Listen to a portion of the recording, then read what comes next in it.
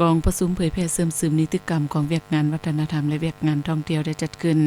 ในตอนบ่ายของที่1เดือนสิงหาคม2025นี้อยู่ที่ห้องประชุมว่าการเมืองคำเกิดโดยเป็นประธานของท่านพันโทธนูไสแสงอานงค์คณะประจำพรรคเมืองหัวหน้ากองบัญชาการปกสเมือง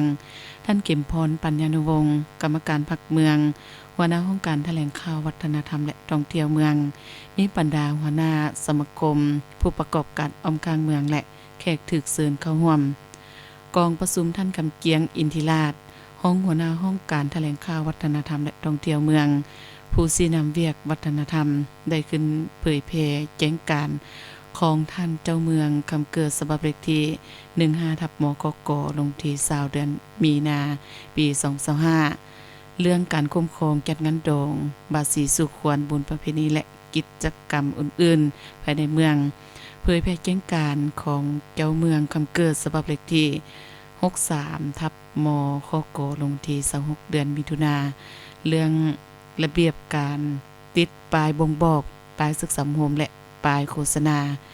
แจ้งการของแผนกแถลงข่าววัฒนธรรมและท่องเที่ยวแขวงบึงกำไสฉบับเลขที่604/ทวทขอลงที่17เดือนกรกฎาคม2025เรื่องการคุ้มครองห้างสักลายพร้อมกันนั้นท่านสมบัติสิงหาราชรองหัวหน้าห้องการแถลงข่าววัฒนธรรมและท่องเที่ยวเมืองผู้สินำเวียกงานท่องเที่ยว